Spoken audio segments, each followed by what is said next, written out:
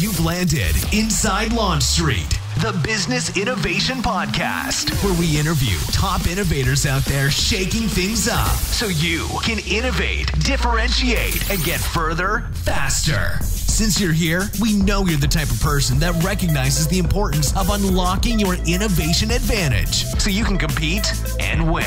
And now, your host, the person that has worked with leading companies like Disney, Procter & Gamble, Aero Electronics, the U.S. Army Research Labs, and Red Robin on upping their innovation advantage. Tamara Gontor. Hello. Tamara here, your host on Inside Launch Street. I can't even believe that it is already careening into the end of Q1. I don't even know where the time is going. I think that's because I've been so busy, and I'm sure you can hear the excitement in my voice. Innovation is everybody's business. The book comes out May 5th, and we're just, with every day I wake up, we are closer and closer. And in fact, today I was doing some work on it, on the PR for it. So I got a little excited. Don't tell my team I'm doing this, but I wanted to offer you a little something. If you go and pre-buy the book on Amazon, the publisher has already put it on there. If you just forward that Amazon receipt to Laura at GoToLaunchStreet, Laura at GoToLaunchStreet.com, we will give you a gift. We're going to give you free access to the IQE Pro online toolkit. That's the toolkit that helps you put your everyday innovator advantage to work for you every single day. It's tools and exercises and mindset and these lightning fast videos. You're going to love it. All you got to do is pre-order the book and then send us the receipt. I haven't even told my team I'm doing this, so hopefully this will just go right to air before they realize that I'm giving all this stuff away. But I'm just so excited I can't help it. All right, speaking of that, today's interview was with one of the everyday innovators that's actually been a guest on our podcast, but I interviewed him separately as well to just get some ideas and thoughts around everyday innovator and some examples and what that looks like. You might remember him. His name is Kyle Murray, and he's the Vice Dean and Professor of Marketing at the Alberta School of Business. The reason why I talked to him again separately is that he studies human judgment and decision making. And I think the kind of choice to be innovative, the choice to think differently and shift perspectives is really interesting. And he uses research tools like experimental psychology and behavioral economics to better understand the choices that we make.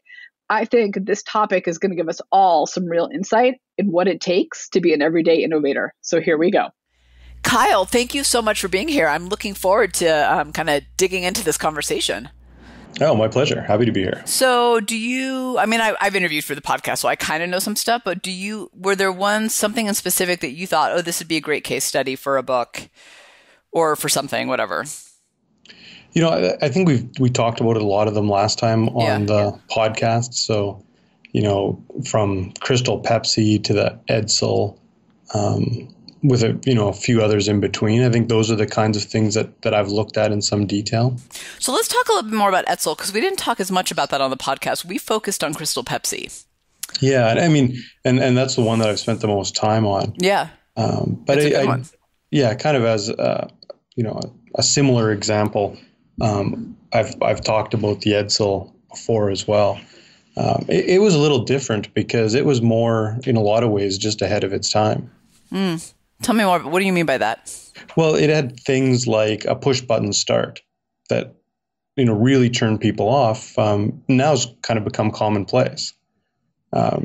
It had an odd body styling that people really didn't appeal to people. But, since then we've seen a lot of odd body styles in cars that have become very successful. So I think some of what happened there was the kind of thing we saw with the Apple Newton as well. It just was something that happened that came before people were ready for all the innovation they were introducing.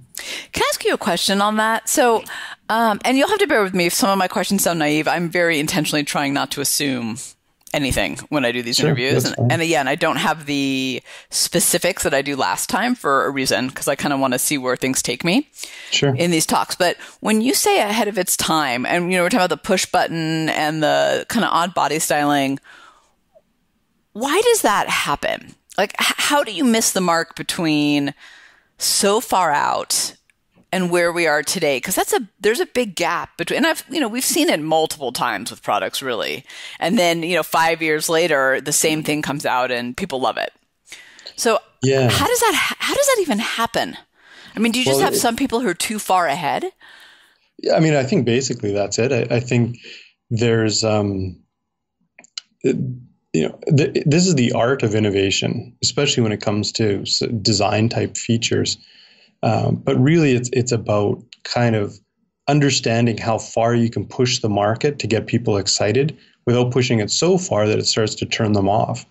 And we really have a pretty good understanding now of how that curve works, at least in the sense that when it gets too far away from what you expect in a category, we start to react very negatively. But being able to say in advance, in hindsight, that's easy to say. In advance, being able to say, oh, that design is too far down the curve. There's no good science I've seen that allows us to make that kind of estimate. So instead, we're left with the art of it. How well is the designer or the design team able to anticipate what people want and push them in that direction without pushing them too far? So, people use the example of the iMacs coming out with colors instead of that kind of ugly beige we had for computers for a long time. That's one that in retrospect seems like a no-brainer, but, it could have gone the other way, right? It's just, it's much easier to be a professor and look back in hindsight at these things than it is to be on the design team and know that you're pushing far enough, but not too far. Do you think that when it's pushed too far out, or is the process not surrounded with enough feedback, or people, or does just everybody, they're too close to it and they buy in, and then you take it to the marketplace and they go, we're not ready? So there's some of that. I think we get into within design teams. We spend so much time thinking about the product and what we're doing. It's our 40, 60 hour a week job. Yeah. It's easy to get too deep, and then you bring it out to the market. Consumers think about it for a few seconds and decide it's not appealing. But I also think some of these things are hard to really test with market research in advance. It's that, I think we talked about this last time, that kind of, was it a Henry Ford joke that, if I ask people what they want, they'd say they want a faster horse. Yeah. Right? Right. Which is apparently he never actually said, but it's a good. But it sounds good. It's a good line because it's really difficult to really push forward and be a radical innovation in a marketplace requires you to do something that people probably don't say they like. But then when it gets out in the market and people start to see it and others start to see it and you start to get this momentum and it becomes, kind of a runaway success. I think it's interesting. I think if you asked people, well, we know if you asked people if they wanted the iPad, they probably would have said no in a focus group. They have a computer and a phone. Like, they don't need it. Right. And I think this is just off the top of my head, but I think if Southwest had gone and asked people if they want to stand in line like cattle to get on their planes, I can't imagine people would have said, yeah, that sounds way better than assigned seating. Right. I think I would have panicked. If I were in that focus group, I would have been like, but what if I can't get an aisle seat, So, but do you think that, like, just looking kind of broader scope for a second, do you think that having those failures are just simply part of the bigger process and then set you up for success later? So the push button comes back, the odd body styles come back, but do they have to kind of go wrong first before? Yeah, I kind of thought you're going in a slightly different direction with that. I mean, I think obviously failure is very important. It's easy to say when you're outside, because when you're inside and you fail, there might be consequences for your career or your annual bonus, or you're going to have some concrete consequences. But as companies that want to be innovative, you have to create room for failure and not punish failure. Because I agree, to get to those great innovations, you're going to have failures. Now, do you need to have failures in the sense that, like, that's kind of what gets you along the road to what really does work? So you introduce the Apple Newton, I think it was the Newton, the handheld device early on. Yep. And that fails, and you learn a lot about the market that allows you to introduce the iPhone. Right. So I think it works both ways. I think there's definitely those times when, we just have to fail because we're going to try things that are on the edge, and the real competition, the big breakthroughs happen on the edge of failure. So we do have to do that. In addition, I agree that at least sometimes we can learn from failure. I think that's probably less true in a Crystal Pepsi case, where it's not, entirely clear how much they learned from that. But in something like the Apple Newton moving to the iPhone, I think that they learned a great deal, and that became the future of the company and an enormous industry and so on. So I guess my answer to that question is yes, in slightly different ways. You have to fail, and it's great if you can learn to fail. I learn from failure. Yeah, I think that's one of those things that's easier said than done too. It definitely is. I mean, I sound so kind of sad saying it, but it's just, we all want to say that. We all want to believe that. But to your point earlier, there are consequences on the line, really, for our jobs, or looking wrong, or not getting a promotion, or whatever. Have you seen in your research with Edsel and Crystal Pepsi, Newton, all of the above, have you uncovered kind of what some of those specific blowbacks are from the failures? Did the Crystal Pepsi team lose their job? What happened? Well, that's a good question. I actually haven't looked into that. So I haven't looked into what happens. And so I'm more on the marketing side and development of the product. I haven't really looked at, and it would be a very interesting question, what happens to those teams. I've heard anecdotally that there are times when people go on to success from failure, that kind of high profile failure is not the end of the world. But I think more commonly for the average kind of person working in a consumer products company or other company that's trying to create innovative products or services, is major failures have major consequences. I'll just give you one example without getting too much into the specifics, but I worked with banks on a few occasions, and the very senior, not quite C-suite level, but the sort of senior executive vice presidents who are in charge of bringing out a new banking product, and similar in telecommunications too, bringing out a new mobile product. They know and have said to me that, essentially failure at this level is a firing offense. Like if we roll this out and it doesn't meet our financial goals, it doesn't generate the profit it's supposed to generate, then I'll probably not be in this job in a year. And I've seen that happen. So I've seen examples where people are, take a big risk, fail, and have to move on to something else. So yeah, I definitely think that's true. What I find interesting about that story, and thank you for sharing that, because it's such a great example of the kind of real world that we deal with. What I find interesting about it is, they basically said if we don't meet our goals, whatever our benchmarks are, right, it's a fireable offense. In rolling out something new. So I'm always intrigued by how companies set benchmarks and goals for new products, service, whatever it is, rollouts, because they're often, unfortunately, based on their already successful brands and businesses.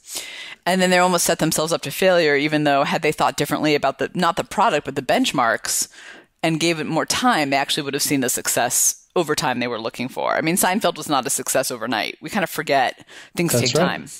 Yeah. And I don't think that's unheard of either, where someone, moves on or shuffled somewhere else or switches companies because they didn't get the initial success they're looking for.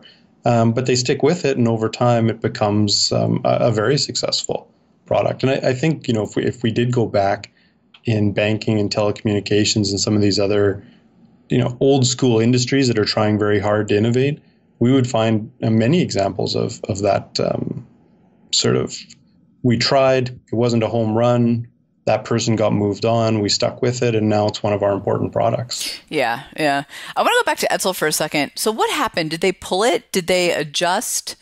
What happens when you realize, we're way too far ahead? Yeah, so I'll have to think back a little bit. I think the idea, it was a little bit like the Crystal Pepsi idea, where Ford wanted to grab market share when they were sort of the follower. So in Crystal Pepsi, Coke's the leader. we're going to introduce this new product. It's going to grab market share. Ford wanted to do a similar thing. And so they put a lot of effort into kind of a future-looking product that was going to be, they knew it was going to be very, cutting edge or really pushing the envelope. And then they unveiled it, and a little bit like Crystal Pepsi, it just, the response to it was, this isn't very attractive. I don't see why I would buy it. And in the Edsel's case, I think because of the way they built a lot of technology and future technology into it, it was also too expensive. I remember way back in the day, I had a Ford Probe. The first year was like one of the first years that electronic cars started coming out, where things were actually all digital in the car. And the thing, that car just defined my high school years, which is not necessarily good. But I remember it being so far out there compared to all the other cars out there in the market in terms of, the way the panels worked and the buttons and it's kind of funny looking back. And interestingly, my dad was very future driven, so he loved it for that reason, but it didn't do that well, I don't think. I'm not sure. I'll have to look back. Hey, well, that reminds me too, if you can probably remember, this is like in the 90s, I think Chrysler, maybe a couple other companies, started to introduce cars that would talk to you a little bit. Oh. So it would say the door is ajar. Yeah, I remember that. And it was terrible, right? Yeah. But now we're at a point where our cars talk to us all the time, navigation and other things. But, that probably set having voice in cars back a decade because it was such a terrible attempt to probably build on that TV show Knight Rider and the talking car idea. I remember my friends' parents having them and laughing. And, the other part about it, I'm glad you mentioned that because I've kind of forgotten about it. The other part that I think went wrong at that time was that, the door is ajar is not language we would use. Right, exactly. So none of the language, none of the way the car talked to you matched the way you talked.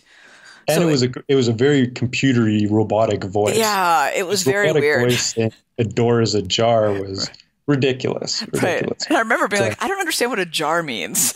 Yeah, I think that's probably where I learned that word too. So I think it was a combination of we weren't ready for cars to talk to us and what they put out didn't match the human experience or communication. So it's kind of interesting. When you think about, I'm going to go a little bit high level for a second, but maybe we can bring it into a case study. When you think about, these kind of quote unquote epic failures, and whether that's Crystal Pepsi, and maybe we can talk a little bit more about that because this is a different kind of reason for that conversation. Are there red flags along the way that nobody picks up on, or is it just a matter of, it just didn't work? And I'm not trying to in any way get to a place where, hey, we can always see our failures coming, because I don't think we can. I think sometimes it's the luck of the draw. I really do. There are so many things that can go right and wrong in innovation at any given time. But are there, in that case, were there red flags, or it was just a matter of, hey, we missed one critical element? I think you talked about it on the podcast about the why part of it as well. Yeah. From what I've looked into with Crystal Pepsi, I don't think there was, a clear red flag. I think they were very, very ambitious in what they thought the brand would be, that it would be a multi-billion-dollar brand right away. Just because they took the caramel dye out of it. That if you put it in very kind of stark language, we made it clear instead of caramel colored, and that's going to be billions of dollars for the company. Sounds kind of silly, right? So at that level, but I think what they were trying to do was meet a need they saw emerging, and they were well ahead of their time in kind of, let's take out the stuff we don't need and make the product a little bit healthy is not the right word, but a little less chemical driven, right? So let's get closer to what customers want and make it look like what customers want. And then we're going to launch it with a lot of fanfare, and there's no competitor in the market. This would be in, what's become popular language now is this is a blue ocean. This is a sector that nobody else is in. So, I don't think there were clear red flags in that case, other than maybe just the common sense of, really, is this going to be, a $1 billion brand? But, that's easy to say now, right? It's easy to say common sense, but common sense is very hard to have prospectively. It's much easier to have in hindsight. Do you think it's harder when you have a bunch of birds of a feather working on an idea. Because, what I do see happen is you get a lot of similar type people working together. I mean, we all gravitate towards different industries, different companies. Then we spend 2 years working on a project together. And, I think in that birds of a feather, we tend to then get bought into our own little group think without even realizing it. Yeah. And I think that's very general. And I used to teach an executive education class for government where we talked about market research and why it's important. And one of the reasons is, and government departments run across this issue all the time, is, they're thinking about doing something new. It's something that they've been interested in probably for a decade. It's the kind of what they did in university. It's what they've been working on for years, but it's not something that the average person thinks about very much at all. They've thought about it so much. They're way ahead of their consumer, and if to use that language. And when they introduce it, it's something that makes no sense to the people that are receiving it. Not because it doesn't make sense, but just because there's such a disconnect in what we think about every day and what they're thinking about in that design group or in that policy department. And so I definitely think that is a concern. And I think the way to get around that is to spend a lot of time with your customers. And so one of the red flags that I would look for, in almost any business, but in a retail business or a consumer-driven business, is when senior executives don't spend time on the shop floor, in the retail stores, when they spend all their time in the boardroom and working on maybe the financial aspects of the company. That would be a red flag. I've often joked, if there's a retail CEO who doesn't go to his stores, that's a stock that we should short. Right. That's a company that's going to struggle to compete because there's a disconnect at the senior level. So that's probably one of the red flags. It's interesting. I shop at Walmart and Target. I'll just own it. I do. And on both of those floors, I constantly see people who are corporate, who are clearly working there for a day, a week. And I've asked, I'll ask where something is. And they're like, I'm sorry, I'm coming here from corporate. Let me help you find that. Right. And I love that because I think that really shows that are in touch with who their customers are. 'Cause so many times, you're four parts removed down the chain from the actual end user in your products and services. So I think you're 100% right about that. I think if they're not out there and eating it and using it and, driving it and whatever. Not to say that they can't like competitors too. I think actually that's pretty healthy as well. I'll never forget we did work for Pepsi, funny enough, and we did focus groups and we had to take out all the Coke products in the facility before they got there. That was my job. I was low on the totem pole at the time. And I remember being told a story about the VP firing someone who ordered a Jack and Coke. And I thought, that's disappointing because I think you should always know what's happening and why people ask for other things. And the poor kiddo that, got fired, I'm sure it's just part of Jack and Coke is just, I don't know, it's just what you say. It's not, he probably didn't even think about it. It probably didn't occur to him. But I think it's interesting when companies either get too insular and drink their own Kool-Aid too much or don't do enough of it. Yeah, so I've had the exact same experience with Pepsi. Pepsi. We had some Pepsi execs come and speak in one of our classes, and so in between the classes, I took them out for lunch. But at the University of Alberta, we're a Coke campus, so Coke has paid whatever millions of dollars, so that all the products here are Coke products. So they could eat lunch, but they couldn't drink anything. God. And when they went back to talk in the second class, they were clearly dying of thirst and, trying to drink from a water fountain, overly extreme. Yeah. Now, what's even funnier about that is Pepsi, at least in Canada, is split into the food side and the beverage side. So those are the beverage guys. When I have the food guys, so they are the potato chips and other things. Lay's and all that. They're okay drinking. some Coke products occasionally. That's really funny.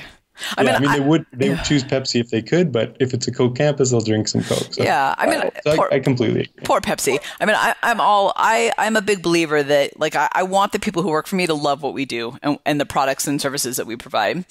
And if there's a reason why they're inclined to go elsewhere, I want to know. Like, I think that's really valuable, actually. Yeah. Well, and didn't Pepsi run a series of commercials where essentially the Coke truck driver tasted Pepsi and liked it better? Yeah. They're probably aware of this, right? It's just hard to get away from. Yeah. And so as we can kind of tie that back a little bit to innovation, in that, part of what you're really fighting in a lot of these product categories is not, and I know you're aware of this and a lot of your listeners are aware of this, but it's not the actual product to product comparison. It's what people believe about the product compared to what people believe about another product. And that is so much harder. It's so much easier to change the product. I mean, you could make a beverage that tastes almost identical to Coke or Pepsi, but it's the brand that matters so much. It's part of what makes Coke and Pepsi so interesting, is the whole, taste test thing, and the fact that a little like wine and a few other products, people really can't tell the difference. Right. And yet they become incredibly loyal to the brand. Right. And then they think they can taste the difference. Oh, yeah. And they believe they can taste the difference. And, it's gone so far as some people have now done fMRI, sort of brain scan type studies, and found that when it's Coke, your brain activates differently than when you're just drinking it and don't know it's Coke. Oh, that's so interesting. So it's not even, this isn't something that we're just kind of fooling ourselves into. We react differently to the brand than we do to just the product. Yeah. And so that advertising piece, it's easy to overlook, especially if you're an engineering company, but communicating the differences in the new product is critically important. And that's kind of what, we talked about last time with Crystal Pepsi. Our research sort of said that really, if they just explained why they were doing it and had a reasonable story, people would have been much more willing to adopt it. So for Crystal Pepsi, the case for them wasn't they were too ahead, like the Edsel or the Newton.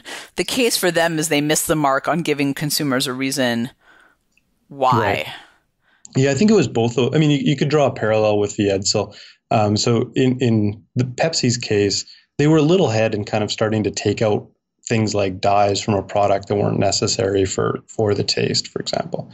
But in addition, they didn't really explain that to people. They just did it and then launched a big Super Bowl-driven campaign. The Edsel kind of similarly has this, push-button start, and they just kind of put it in there and said, "Isn't that cool?" As opposed to explaining, well, why would you want that? How would that be a good thing? How would you make use of that sort of technology? Why, same with the design features and some of the other stuff they tried to put in there. So, I think it's a combination of the two. You have to hit the consumers with the right thing at the right time, and you have to be able to explain why you're doing it. So one other thing I can jump back to too, before you get to your question on another red flag, and this is true, I think, for innovation and design teamwork, but it's also true probably for most of us and what we do most of the time. One red flag is when you're working and it's good, but you kind of know it's not quite right. I think a lot of the time what we end up doing is saying, okay, it's not quite right, but I don't really have a solution, so let's just try that. Right? And that sometimes can work. I mean, we definitely have seen that sort of thing with software and other products that can be quickly updated and new versions released. But with other products, just not quite right is enough to really sound the death knell for them. So, the clear Pepsi is not quite right. The design of the Edsel is not quite right. And you might feel that within the team, but you don't have an easy solution. And so the next thing to do is just to say, okay, well, we got most of this right. We know this one piece is maybe not exactly right, but it's good enough. And I think that settling for good enough is often a red flag. So that's interesting. So how do you balance that with, I think, the narrative out there in the marketplace right now, which is like fail forward, fail fast, like minimum viable product? Yeah. Well, I think in some categories you can do that. I think there are categories where you can release a minimal viable product and update it. But there's other categories, so the kinds we've been talking about, these big consumer product categories like Pepsi and cars, and right, where you can't, where you get one shot. Right, people look at it for a second and they go, "No, that's not for me," and you just can't recover from that. So I think, there's some things that happen with the modern kind of fail fast idea. And we've already talked about the importance of being able to fail, but your end user, the way they're going to respond is the first thing they see kind of sets or anchors their expectations. Right. And so if the anchor is reasonably high, if it's better than the competitor or close to what the competitor is able to do, that's going to be okay. And you can anchor them there and you can move them up slowly. But once you anchor somebody, it's very hard to make a big jump forward. And just think about how long it took a company like Microsoft, for example, to be able to turn around public perception, or IBM or others that, taken years and years to get away from their sort of gray suit view of the world, while Apple and others kind of jumped into that gap and started to expand their product lines. Yeah, it's interesting. I also think that I'm all about fail forward and all that, except I think what we fail to do in buying into that is create a process that allows us to fail in increments and learn and adjust. I think we still go from kind of conference room to focus group to market.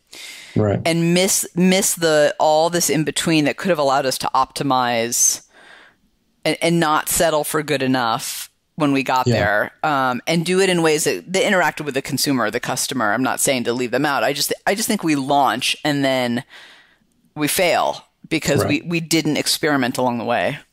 Yeah, and I think one of the ways to get around that is a lot of companies now have beta testers who will try things out. Yeah. And it's a small group to fail with, as opposed to failing at the market level. So, what if Crystal Pepsi had only been launched in Pasadena, right? And seen what the response was like as kind of a test, and then pulled back and, either decided to go national or decided to just hold back on that product. We do see that now. We're talking a lot about Pepsi. It's top of mind, but we talked about on the food side, like potato chip companies and other companies will do limited launches in particular areas to try and test how successful a product will be, give it a short run, and then replace it with something else. So, that's a kind of, I guess, sort of insurance on failure, as opposed to bringing it out to the broad market right away. It's funny. I lived in New York City for many years, and we did a lot of new product development, and we always came to Denver. This is always where we tested stuff. It was just now where I live, which I just thought was so funny. I was like, look at that. I'm in my test market, because apparently Denver is progressive, but set in his ways at the same time. It's kind of funny. So if you fail fast in Denver, that's not the end of the world. Right. Exactly.